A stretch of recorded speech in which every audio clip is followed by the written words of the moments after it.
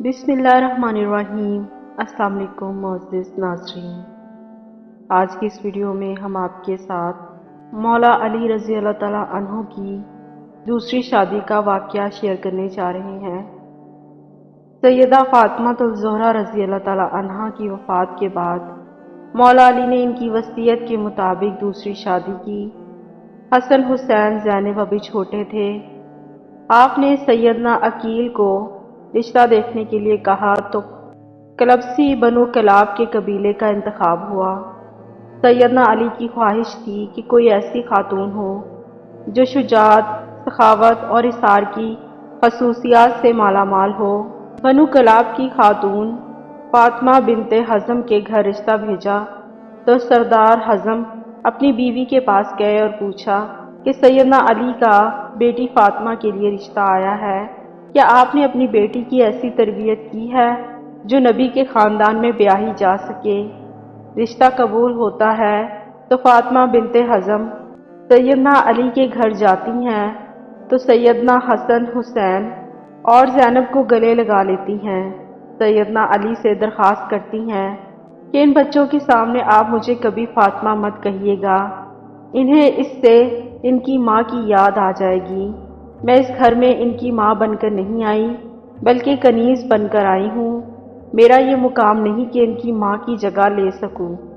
اس کے بعد آپ نے انہیں بیٹا نہیں کہا بلکہ ہمیشہ مولا کہتی رہیں۔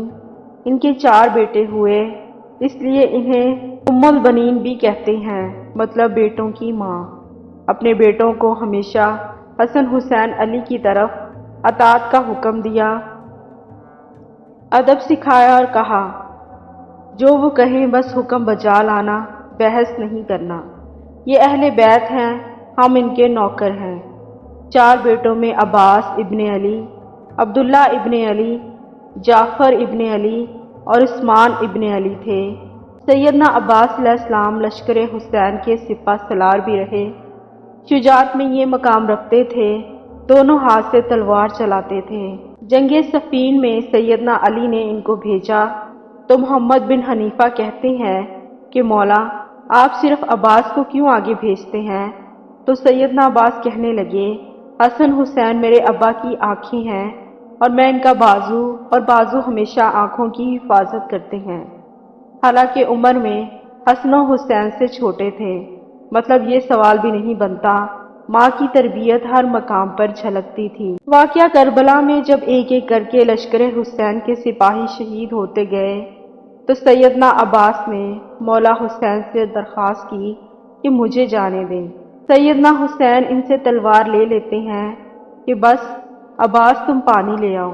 آپ پانی لینے جاتے ہیں تو یزیدی لشکر ان پر حملہ کر دیتا ہے، دونوں بازو کاٹ دیے جاتے ہیں۔ وہیں جنہوں نے حسین کی حفاظت کرنی تھی، گھٹنے میں تیر لگتا ہے، حسین عالی مقام کی آنکھیں بھر آتی ہیں۔